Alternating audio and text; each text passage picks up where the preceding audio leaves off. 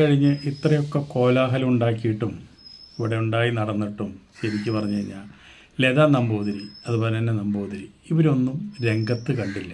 പലരും പറയുന്ന നമ്പൂതിരി മരിച്ചു, ആത്മഹത്യ ചെയ്തു എന്നൊക്കെ. ശരിക്കും പറഞ്ഞു കഴിഞ്ഞാൽ നമ്മുടെ ലതാ നമ്പൂതിരിയും അതുപോലെ തന്നെ നമ്പൂതിരി എല്ലാം ആ കേസിലെ പ്രതികളായിരുന്നു. ഒരുപാട് കേസുകളുണ്ട്.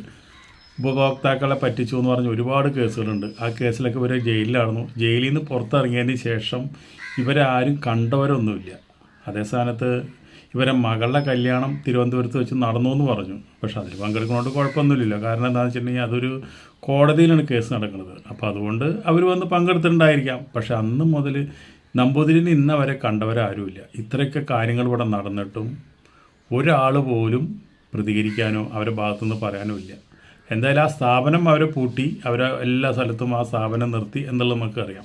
ഈ റോയിയുടെ ബിസിനസ്സിൻ്റെ എല്ലാ രഹസ്യങ്ങളും അറിയുന്ന ആൾക്കാരെന്ന് വെച്ചിട്ടുണ്ടെങ്കിൽ ഭാര്യ ലിനിക്കറിയാം, അതുപോലെ തന്നെ സഹോദരൻ ബാബുവിനറിയാം, അതുപോലെ തന്നെ കമ്പനിയുടെ MD ജോസഫിനറിയാം. ഇനി ഇവിടുന്ന് എല്ലാ ബിസിനസ്സിൻ്റെ എല്ലാ കാര്യങ്ങളും ഇവർക്ക് എല്ലാം പറഞ്ഞിട്ടുണ്ട് ഇവരോടൊക്കെ. അപ്പോൾ ഈ 3 പേരും ചോദ്യം ചെയ്തപ്പോൾ 3 പേരും വ്യത്യസ്തമായിട്ടുള്ള മൊഴികളാണ് കൊടുത്തിരിക്കുന്നത്. അത് അന്വേഷണ ഉദ്യോഗസ്ഥർക്ക് ഭയങ്കര സംശയം ഉണ്ടായിരിക്കുകയാണ്. കാരണം എന്താണ്, ഇവരെന്താ ഈ 3 പേരും വ്യത്യസ്തമായിട്ടുള്ള ഇതുകൾ പറയണത്? ആരും ഒന്നിനൊന്ന് പറയണതല്ല.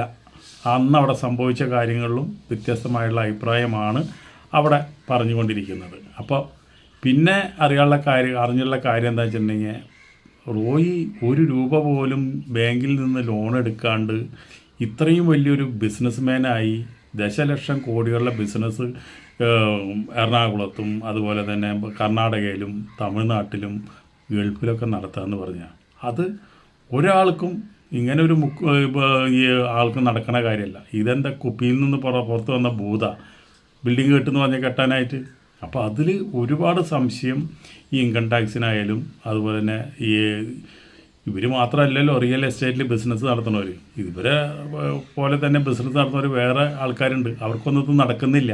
അവരൊക്കെ അതിശയിച്ചിരിക്കുന്നു റോയിയുടെ ഈ ബിസിനസ് കണ്ടിട്ട്. അപ്പോൾ രാഷ്ട്രീയക്കാരുടെ, സിനിമാക്കാരുടെ, അതുപോലെ തന്നെ ഉന്നതിപ്പെട്ട പല ആൾക്കാരും കാശ് റോയിയുടെ അടുത്തേക്ക് ഒഴുകി ചെന്നുണ്ട്. ലക്ഷക്കണക്കിന് കോടിക്കണക്കിന് നിക്ഷേപമാണ് റോയിയുടെ കയ്യിലെത്തിയിരിക്കുന്നത്. ഈ നിക്ഷേപം മുഴുവൻ റോയി പല സ്ഥലത്തായിട്ട് മുതൽ മുടക്കി അവർക്ക് കൃത്യമായിട്ട് പലിശ കൊടുക്കുന്നുണ്ട്. ഇവിടുന്ന് കുറേ കാശ് റോയി ഗൾഫിലേക്കും കടത്തിയിരിക്കുന്നു. അപ്പോൾ ആ ഗൾഫിലേക്ക് കടത്തിയ ദുബായിൽ കാശ് തന്നു കഴിഞ്ഞാൽ അവിടെ എവിടുന്നാണ് ഈ കാശ് കിട്ടിയെന്ന് അവിടെ ചോദിക്കില്ല. അത് ബാങ്കിൽ മേടിച്ച് വയ്ക്കും. അത് കള്ളപ്പണ ഹവാല ഇടപാടായിട്ട് മാറി.